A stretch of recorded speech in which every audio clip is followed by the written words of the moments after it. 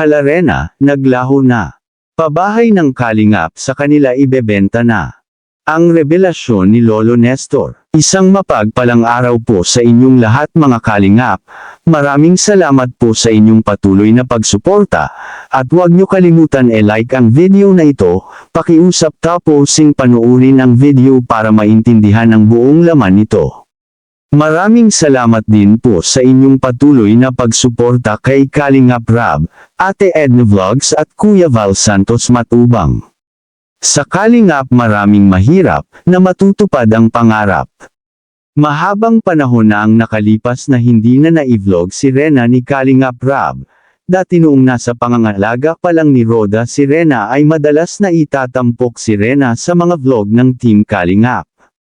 Ngunit simula nang kinuha na nila Lolo Nestor si Rena, at ang nanay na ni Rena ang nag-aalaga ay hindi na natin nakikita si Rena sa mga vlog ng Team Kalingap.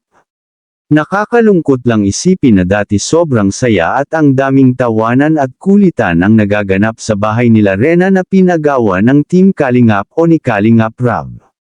Sa ating nabalitaan ito ay mainit na mainit pa, alam nyo ba na planong ibenta ang bahay nila Rena na pinagawa ng Team Kalingap?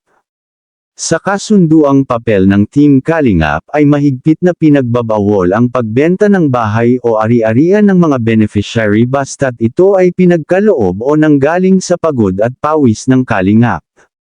Mula sa mga pinadala ng viewers at sponsors.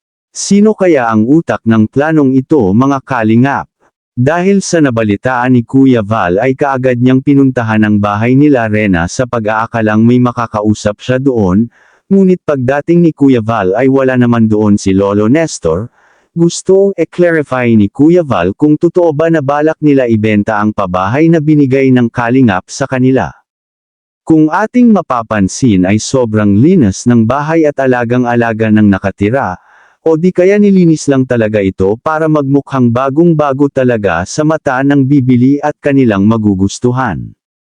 Ang bahay na ito ay napakarami ng magagandang alaala, dati noong bago pa lang na-vlog si Rena at si Edo ang kanyang ka-love team, napakaraming maganda at masayang alaala. Yung panahon na bibisitahin nila Kalingap Rab si Rena at aayaing mamasyal at kumain sa labas. Iilan lang yun sa magagandang alaala sa bahay nila Rena, tapos ebebenta lang sa di malaman na dahilan. Subalit ang lahat ng iyon ay kailangan pa i-verify ni Kuya Val, dahil may nagbalita lang sa kanya, kagaya ng isa pang nabalitaan niya na ibebenta din dahil wala na daw ang nakatira doon. Sus Ginoo, noong wala pang bahay na matitirahan sabi hindi ibebenta at kanila itong aalagaan, para matagal masira at mapanatiling malinis at maganda, ngayon na meron basta na lang ibebenta para magkapera. Sa ibang dako mga Kalingap, Rena pinipilit na baguhin ang apelyido, kaparehas sa apelyido ng nanay niya. Kaso ayaw ni Lolo Nestor dahil magmumukhang magkapatid lang ang mag-ina, ayaw naman ng nanay ni Rena na si Melanie na apelyido ng husband niya ang dadalhin ni Rena kahit kasado sila.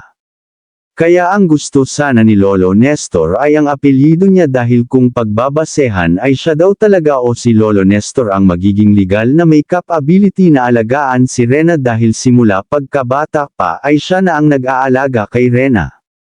Anong masasabi mo tungkol dito mga Kalingap? I-comment mo lang sa baba ang gusto mong sabihin at ating babasahin isa-isa.